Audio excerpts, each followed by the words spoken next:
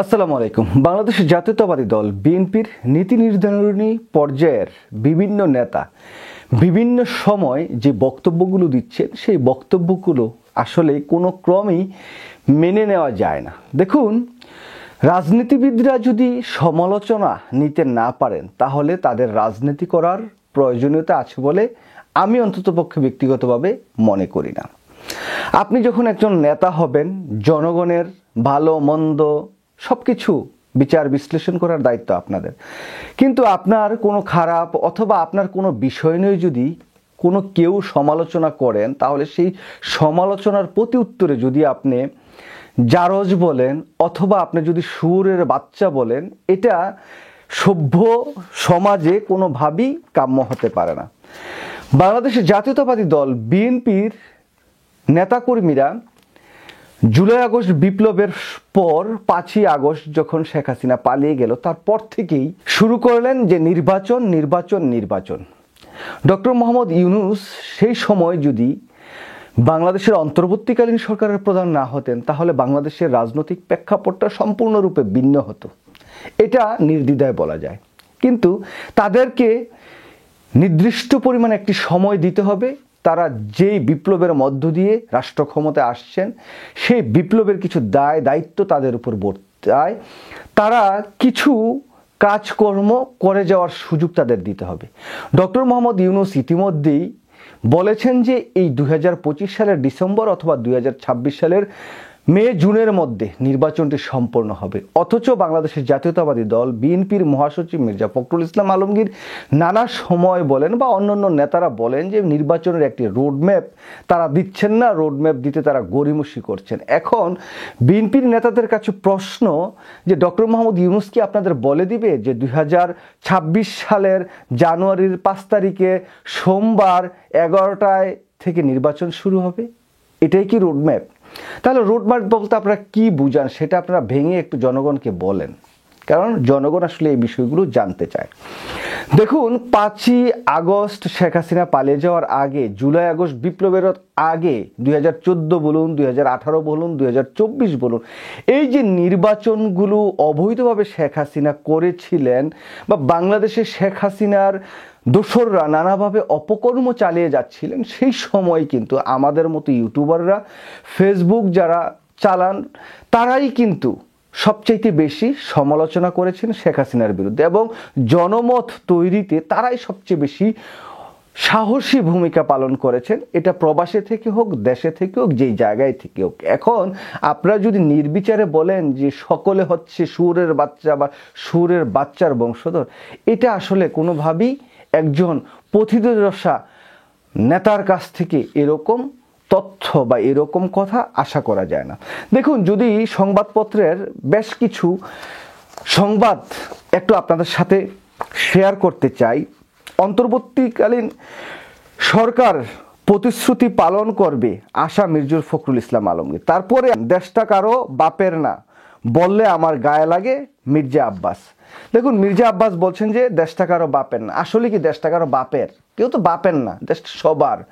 এখানে বিএনপির, আওয়ামী লীগের, জাতীয় পার্টির, জামাতের, সবার, দেশটা সবার। দেশটা ইন্ডিভিজুয়াল কারো বাপের না, এটা সবাই বলতে পারে, কিন্তু এটা আপনার গায়ে লাগার কারণটা কি আসলে আমি বুঝলাম না। অন্যদিকে আরেকটি সংবাদ আসছে, নির্বাচন ডিসেম্বরের পরে গেলে অস্থিরতা তৈরি হতে পারে, সতর্ক করলেন বিএনপি নেতা ডক্টর মঈন খান। এখন অস্থিতিশীলতা তৈরি হবে কেন? ডিসেম্বরের পরে এটা তো মে জুনে যেতেই পারে, এটা ডক্টর মোহাম্মদ ইউনূস আগেই ডিক্লারেশন করে রাখছেন এবং তিনি বলেই রাখছেন যে এই বছর না হলে আগামী বছরের ভিতরে। এর ভিতরে যদি নির্বাচন না হয় আপনারা কি রাজপথে নাইমা যাবেন? রাজপথে নাইমা আসলে আপনারা কি করবেন? কিছু করতে পারবেন বলে আমার মনে হয় না, কারণ আপনারা বিগত দিনে পারেন নাই, এখনো পারবেন বলে মনে হয় না, কারণ জনগণ আপনাদের পক্ষে আগেও নামে নাই, এখনো ওইরকমভাবে নামবে কিনা জানি না। তবে বিএনপির বিশাল একটি দল, এই দলের অনেক নেতাকর্মী আছে, তারা রাজপথে নেমে আসতে পারে, দেশে একটি অস্থিতিশীল পরিবেশ তৈরি হতে পারে। বাট একেবারে যে ডক্টর মোহাম্মদ ইউনূসকে দেশ থেকে বিতাড়িত করবেন সেরকমটি না। আরেকটি সংবাদ যদি দেখি, সরি এটা আপনাদের দায়িত্ব নয়, সংস্কার প্রশ্নে আমির খসরু মাহমুদ চৌধুরী। কেন ভাই সংস্কার অন্তর্বর্তীকালীন সরকারের না? কেন সংস্কার শুধু আপনাদেরই কেন? আপনারা নির্বাচন করে আসবেন দিকে শুধু আপনাদের, কিন্তু বাংলাদেশের জনগণ তো চায় নির্বাচন করার আগেই সংস্কারগুলো হয়ে যাক। কারণ রাজনৈতিক দল প্রতিশ্রুতি দিয়ে কথা দিয়ে ঠিকমতো কথা রাখে না, রক্ষাও করে না। শেখ হাসিনা একটা নির্বাচনের মধ্য দিয়ে কিন্তু আসছিলেন বাংলাদেশে 2008 সালে। তারপরে 14, 18, 24 এই 3টা নির্বাচন কি করলো? একেবারেই অবৈধ, মধ্যরাতে বিনা ভোটে আমি দামি নির্বাচন করছে।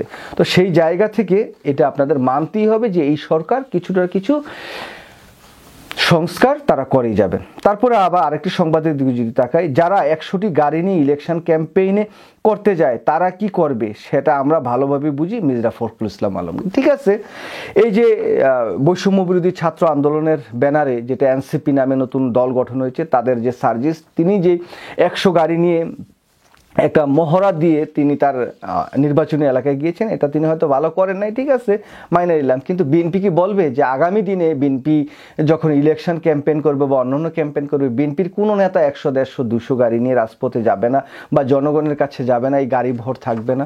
যদি এটা হয় তাহলে আমরা সার্জিসের কঠিন সমালোচনা করব। আরেকটি সংবাদে দেখছি যে নির্বাচন নিয়ে আবারও ষড়যন্ত্র চক্রান্ত শুরু হয়েছে মির্জা ফখরুল ইসলাম আলমগীর। কি ষড়যন্ত্র হয়েছে? ডক্টর মোহাম্মদ ইউনূসের সোজা সাপটা কথা যে নির্বাচন যথাসময় দেওয়া হবে, এটা এই বছরের ডিসেম্বর, আগামী বছরের মে জুন। এর ভিতরে আবার কি এসে ষড়যন্ত্র আমি বুঝলাম না। ষড়যন্ত্র হওয়া পর্যন্ত আপনারা একটু অপেক্ষা করেন। আরেকটি সংবাদ বলছে সংস্কার নির্বাচন নিয়ে বিএনপির টার্গেট করে অপপ্রচার চালানো হচ্ছে মির্জা ফখরুল ইসলাম আলমগীর। তো মির্জা ফখরুল ইসলাম সাহেব, আপনি তো সবসময় মিথ্যা কথা বলে যাচ্ছেন। একবার বলেন যে নির্বাচন দেন, নির্বাচন না দিলে এই হবে, আপনাদের নেতাকর্মীরা বিভিন্ন কথাবার্তা বলে। তো এই বিষয়টি নিয়ে যদি ইউটিউব আর ফেসবুক যা যদি কথা বলে, তো তাদেরকে আপনারা আপনাদের উপরেই নিয়ে যান কেন? আপনারা তাদের উপরে এত ক্ষেপে গেলেন কেন? যেই সময় আপনারা বাংলাদেশে থেকে কথা বলতে পারেন নাই, রাজনীতি করতে পারেন নাই, আপনারা আন্দোলন করতে পারেন নাই, আপনারা যখন জেলে গেছেন, আপনাদের পক্ষে কথা বলেছে কারা? আপনাদের বাংলাদেশের যারা নেতাকর্মীরা ছিল তারা তো পালাইই ছিল, রাস্তাঘাটে তো তারা ওই বনে জঙ্গলে ঘুমাইতে হয়েছে, তারা তো নির্যাতিত ছিল। আপনারা তো ঠিকই বাসায় ফ্ল্যাটে ছিলেন, আপনাদেরকে যখন জেলে নিয়ে গেছে আপনারা তো ডিভিশন পাইছেন, আপনারা এসি করা রুমে ছিলেন, ভালো খাবার পাইছেন, সবই তো পাইছেন, আপনারা আরামেই ছিলেন। তো আপনাদের সমস্যা তো নাই, সমস্যা তো তৃণমূলের নেতাদের। কিন্তু আপনাদের এখন আপনারা কথা বলবেন, আপনাদের সেই কথা নিয়ে যদি ইউটিউবাররা সমালোচনা করে তাহলে আপনাদের গায়ে লেগে যাবে। দেখুন, মির্জা ফখরুল ইসলাম আলমগীর আরও কিছু কথা বলেছেন। তার কথা, অতি অল্প সময়ে লেভেল প্লেইং ফিল্ড তৈরি করে নির্বাচনের ব্যবস্থা করাই বর্তমান সরকারের প্রধান চ্যালেঞ্জ হওয়া উচিত। জনগণ নির্বাচিত সরকার চায়, সেখানে প্রতিনিধি জনগণের কাছে দায়বদ্ধ থাকবে, কারণ সব সংগ্রাম হয়েছে একটি অবাধ সুষ্ঠু নির্বাচনের জন্য। তাই নির্বাচনের কথা বলেছে বিএনপি। জনগণ অনির্দিষ্টকালের জন্য সংস্কার চায় না। কে বলছে যে অনির্দিষ্টকালের জন্য সংস্কার চায়? আর এই আন্দোলনটা শুধু নির্বাচনের জন্য হয়েছে, এটাই বা কে বলল? এটাও তো হয় নাই, কোনোটাই ঠিক না। বিচার বিশ্লেষণ করে কথা বলেন। যেহেতু আন্দোলনটা হয়েছে, এত মানুষ হত্যার শিকার হয়েছে, একটি ফেসিবাদী তন্ত্র শেখ হাসিনা কায়েম করেছে, সেই জায়গায় যদি কিছু সংস্কার হয়, সংস্কার করেন, সেটা সমস্যাটা কি? এখন আপনারা বলছেন যে আপনারা এটা বলেন নাই, আপনারা নির্বাচনের কথা বলেন নাই, নির্বাচন বিএনপি চায়, সংস্কার চায়। আজকে তো আমি দেখলাম যে হ্যাঁ, বিএনপি সংস্কার চায়। কি কি বিষয়ে বিএনপি একমত হয়েছে? প্রায় অধিকাংশ বিষয়ই, এই যে সংস্কারের বিষয়গুলো আসছে এগুলোর সাথে একমত, প্রায় একটা দুইটা ছাড়া। তো এটা দেখা যাচ্ছে। কিন্তু আপনারা সবসময় বলেন যে সংস্কার করা যাবে না, আরেকটা বলছেন যে ভোটের অধিকার থেকে বঞ্চিত করতে দেশে বিদেশে ষড়যন্ত্র চলছে। কারাই সেই ষড়যন্ত্র করছে? ষড়যন্ত্রকারীরা কারা? ওই এক জ্যাকব মিল্টন কিভাবে গালাগালি করে, সেই জন্য যদি আপনারা সেটাইকেই সামনে নিয়ে আসেন, সেটা তো ঠিক না রে বাবা। আমরা সবাই তো কথা বলছি গণতন্ত্রের জন্য, আমরা দেশে একটা ভালো জায়গায় যাতে বাংলাদেশটি যায়, সেই জন্যই আমরা কথা বলছি। দেখুন, আমির খসরু মাহমুদ চৌধুরী বলছেন যে নির্বাচনের কথা বললে তাদের মধ্যে একটা শঙ্কা সংশয় কাজ করে, তাহলে তারাই তো দেশে অনৈক্য সৃষ্টির কাজ করছে, তারাই কিন্তু ফ্যাসিস্টের জন্য পথ উন্মুক্ত করে দিয়েছে। যে প্রশ্নগুলো উঠছে সেগুলো যাতে না উঠে, বাংলাদেশের মানুষ মনোজগতে যে পরিবর্তন হয়েছে, সে আকাঙ্ক্ষার সৃষ্টি হয়েছে, তা আমাদের সকলের ধারণ করতে হবে।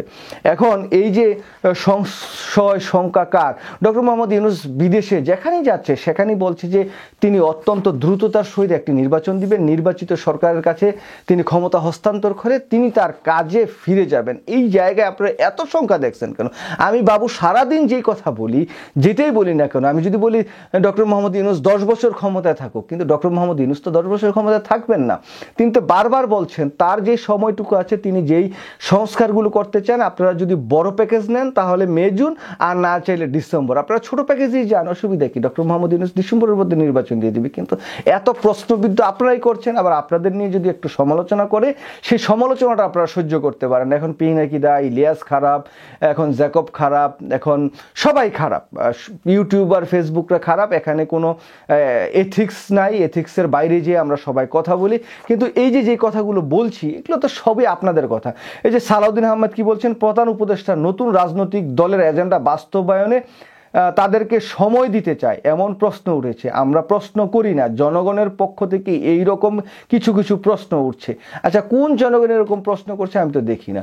আর ছাত্রদের পক্ষে ডক্টর মোহাম্মদ ইউনূস কি কথা বলেছেন, হ্যাঁ ছাত্ররা দল করবে, করুক, সেটা তো ডক্টর মোহাম্মদ ইউনূস প্রকাশ্যেই বলছেন, অপ্রকাশ্যে কিছু বলে নাই। এখন আপনারাই বিভিন্ন সন্দেহ তৈরি করছেন ডক্টর মোহাম্মদ ইউনূস সরকারের বিরুদ্ধে, এটা ঠিক না, আরে ভাই ঠিক না। রুহুল কবির রিজভী সাহেব কি বলছেন, এক এক সময় এক এক রকম বক্তব্য দিয়ে অন্তর্বর্তীকালীন সরকার নির্বাচন নিয়ে ইচ্ছাকৃতভাবে দোয়াশা তৈরি করছে। ডিসেম্বরে না জুনে এমন দুদুল্যমান অবস্থা থেকে বেরিয়ে এসে স্পষ্ট তারিখ ঘোষণা করা হোক। কেন স্পষ্ট তারিখ এখনই ঘোষণা করতে হবে কেন? আজকে বললো যে 5 তারিখ, কালকে তো বা 15 দিন পরে এটা দেরি হইতে পারে, সময় তো আর আছে। আপনাদের যে সংস্কার, দেখা যায় যে সংস্কার সব কমপ্লিট হয়ে গেছে, এটা সাইন করতে আরো 2 দিন সময় লাগবে। তো ওই 2 দিনের ভিতরে যদি নির্বাচনটা পড়ে যায় তাহলে তো এটা পিছিয়ে যেতে পারে, তাই না? তো একটু বিবেচনা করেন, একটু সময় দেন। সময় না দিয়ে এত অস্থিরতা আপনারা করছেন, আবার আপনাদের বিরোধিতা করলে আপনারাই নানাবিধ উচ্ছৃঙ্খল অশ্রাব্য কথাবার্তা বলছেন সবার বিরুদ্ধে। আপনাদের এই যে ইউটিউবাররা এখন যে সমস্ত কথাবার্তা বলছেন বিএনপিকে নিয়ে, এগুলো মিথ্যা কথা। সংবাদপত্র থেকে কোট করেই তো আমরা কথা বলি, বা যারাই কথা বলে, তথ্য তো সবারই থাকে। এখন মিডিয়া ট্রায়াল করে আপনারা মনে করছেন যে আপনাদের বিরুদ্ধে সবাই কথা বলছে। কেন এরকম ভাবেন? আমি ছাত্রদল করা একটা মানুষ, আমি বিএনপির বিরুদ্ধে কেন কথা বলতে যাব? বিএনপি যদি আকাম করে, মির্জা ফখরুল ইসলাম আলমগীর যদি কোনো চুরি করে, বা অন্য কোনো নেতা যদি চুরি করে, সেটা যদি পত্রিকায় আসে, পত্রিকার রেফারেন্স দিয়ে যদি আমি কথা বলি, তাতে সমস্যাটা কি? এখানে রুহুল কবির রিজভী আরও বলছেন, জনগণ আওয়ামী লীগের রাজনীতি করার সুযোগ দিলে আমার কিছু বলার নেই। এখন জনগণটা কি?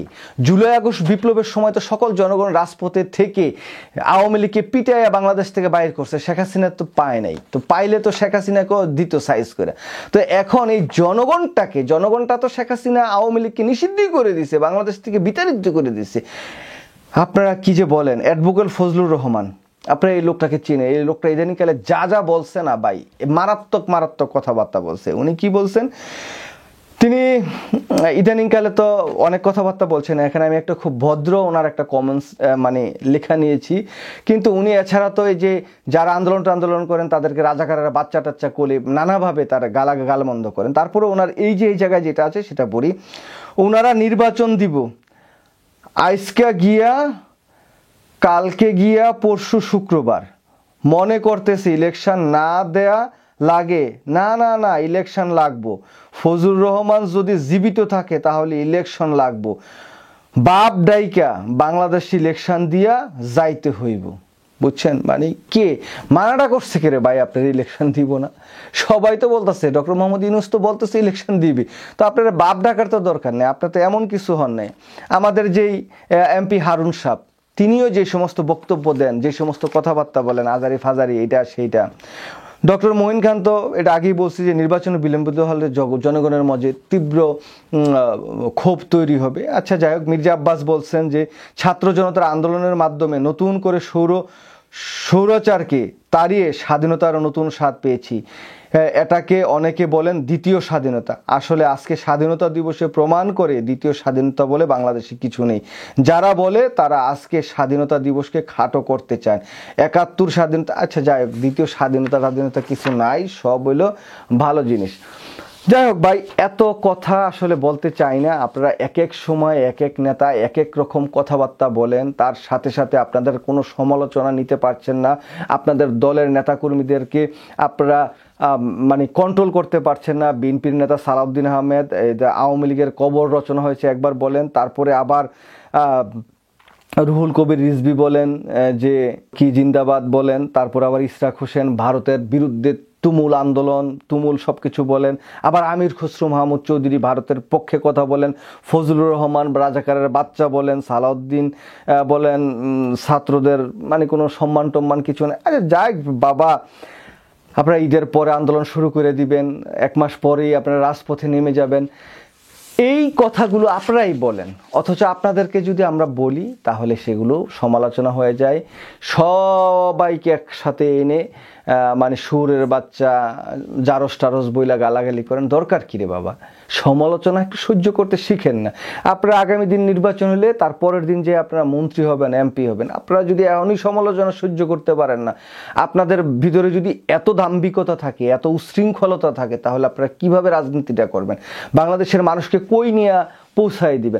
ডক্টর মোহাম্মদ ইউনূসের বিরুদ্ধে তো তৃতীয় মাত্রার জিল্লুর বলুন, তারপরে আরও নাম তো অনেকগুলোই বলতে পারি, তারা যেইভাবে কথাবার্তা বলছেন, যেভাবে ছোট করছেন, তো ডক্টর মোহাম্মদ ইউনূস যদি এই সমস্ত বিষয়ের জবাব দিতে চায় বা জবাব দেয়, তাহলে কি ডক্টর মোহাম্মদ ইউনূস কই নেমে যাবে?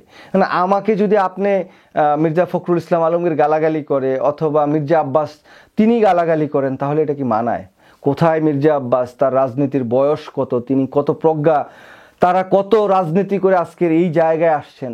তো তাদের সমালোচনা আমরা করতে পারি। তারা একটা ভুল কথাবার্তা বললে আমরা হয়তো সমালোচনা করি, অনেকেই সমালোচনা করেন। এটা করেন এই কারণেই যে আপনারা যাতে এই ভুলটা না করেন। হয়তোবা এখন যে তথ্য প্রযুক্তির যে একটা সমারোহ চলছে, এই জায়গায় আপনার প্রত্যেকটা কথাই কিন্তু একেবারে সরাসরি পুরো পৃথিবীব্যাপী ছড়িয়ে যায়। সুতরাং সেই জায়গায় আপনি রাজনীতিটা করতে হবে অনেক সাবধানতার সহিত। এই জায়গায় আপনার দলের তৃণমূলের নেতাকর্মীরা চুরি করবে, চুট্টামি করবে, দখল বাণিজ্য করবে, সেগুলো সংবাদ আকারে আসবে, সেগুলো নিয়ে আবার যদি ইউটিউবার ফেসবুকের কথাবার্তা বলে, তাহলে তাদেরকে সমালোচনারা নিতে পারবেন না, তাদের বিরুদ্ধে গালাগালি করবেন। কেন? সমস্যাটা কি? যদি আপনারা এই সমালোচনা সহ্য করতে না পারেন, রাজনীতি ছেড়ে আপনারা আপনাদের মতো করে চলে যান। আপনাদের মতো নেতা বাংলাদেশে দরকার নাই। বিএনপির অনেক নেতা আছে, নিবেদিত প্রাণ, একেবারে খাঁটি পিওর অনেক নেতা আছে, যারা কোনো চান্দা দান্দা ফান্দা কিচ্ছু করে না, বক্তব্য অনেক সাবলীল, তারা অনেক ভালো বক্তব্যও দেয়। সুতরাং আপনারা আকাম কুকাম করবে আপনার নেতা কর্মীরা, তাদেরকে আপনারা কন্ট্রোল করতে পারবেন না। তা আপনারা উল্টাপাল্টা কথাবার্তা বক্তব্য দিবেন টিভি চ্যানেলের সাংবাদিকদের সামনে, সেই সংবাদটি যখন প্রকাশিত হয় সেই জায়গায় আপনার সাংবাদিকরা আবার বলবেন যে না আপনারা ভালো, আপনাদের অনেক এথিক্স আছে, কিন্তু ইউটিউব ফেসবুক যারা করে তাদের কোনো এথিক্স নাই। এথিক্স কাকে শিখান?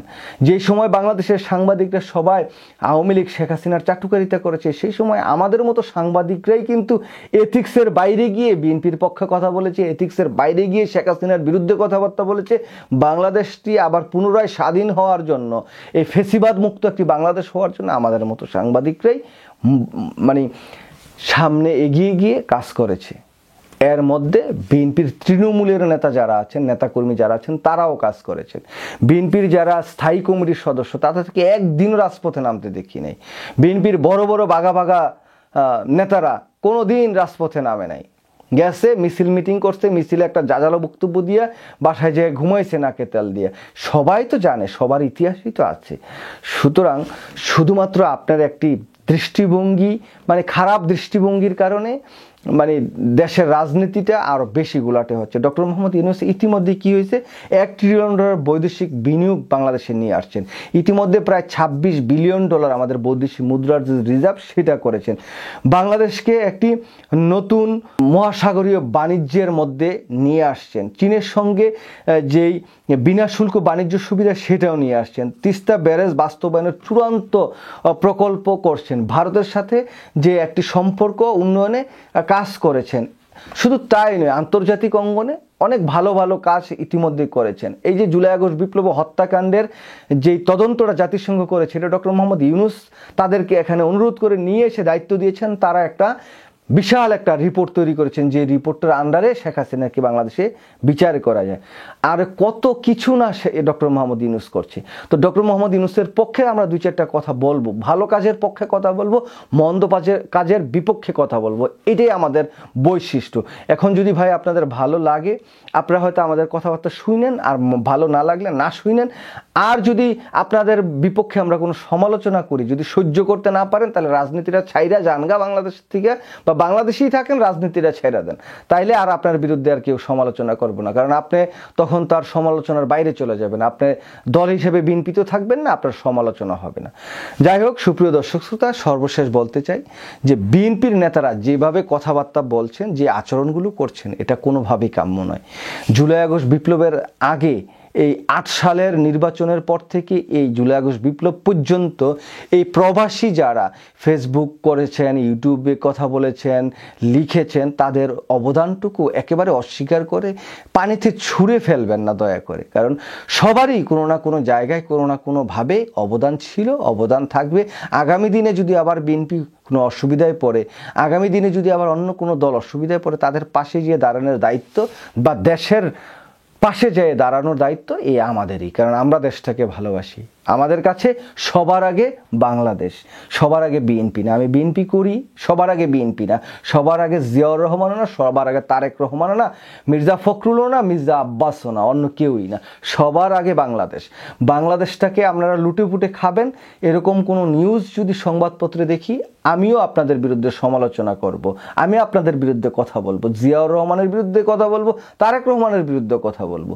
সবার আগে বাংলাদেশ, এটা বাংলাদেশের জাতীয়বাদী দল বিএনপিরই একটা স্লোগান, সবার আগে বাংলাদেশ। সুতরাং আমরা চাই সবার আগে বাংলাদেশটাকেই সবাই ভালোবাসুক। দুর্নীতি, চুরি, বাটপারি, রাহাজারি, এটি আর বাংলাদেশের মানুষ ঠিক সেভাবে সহ্য করতে পারছে না। বিএনপি এখন দিবা স্বপ্ন দেখছে যে কালকে রাষ্ট্র ক্ষমতায় চলে যাবে। আগামী দিনে বিএনপির জন্য এই নির্বাচনটা এত সহজ হবে না। আপনারা যে আচরণ করছেন, যেই ভাষায় কথা বলছেন, যেভাবে এই নির্বাচন নিয়ে ঢাকঢোল পিটাচ্ছেন, এগুলো বাংলাদেশের মানুষ পছন্দ করছে না। ডক্টর মোহাম্মদ ইউনূসকে বিশ্বাস করেন, ডিসেম্বর অথবা মে জুন পর্যন্ত অপেক্ষা করেন, এই সময়টুকু তাকে দেন। আমার মনে হয় না ডক্টর মোহাম্মদ ইউনূসের আজাইরা কোনো সময় আছে যে আপনাদের এই রাজনীতিতে এসে তার দিনের পর দিন থেকে তার মান, ইজ্জত, সম্মান সব কিছু মাটিতে লুটায় দেবে। এরকম কিছু হবে না। আপনারা এই সময়টুকু ধৈর্য ধরেন, অযথা বাকবিতণ্ডা না করে আপনাদের দলের নেতাকর্মীদের একটু নিয়ন্ত্রণে আনেন, তাদেরকে একটু গুছিয়ে তাদেরকে সংযত করার চেষ্টা করেন। তাহলেই হয়তো বাংলাদেশ জাতীয়বাদী দলের জন্য আগামী দিনগুলোতে মঙ্গলজনক হবে বলে বিশ্বাস করি। সবাই ভালো থাকবেন। আল্লাহ হাফেজ। আসসালামু আলাইকুম।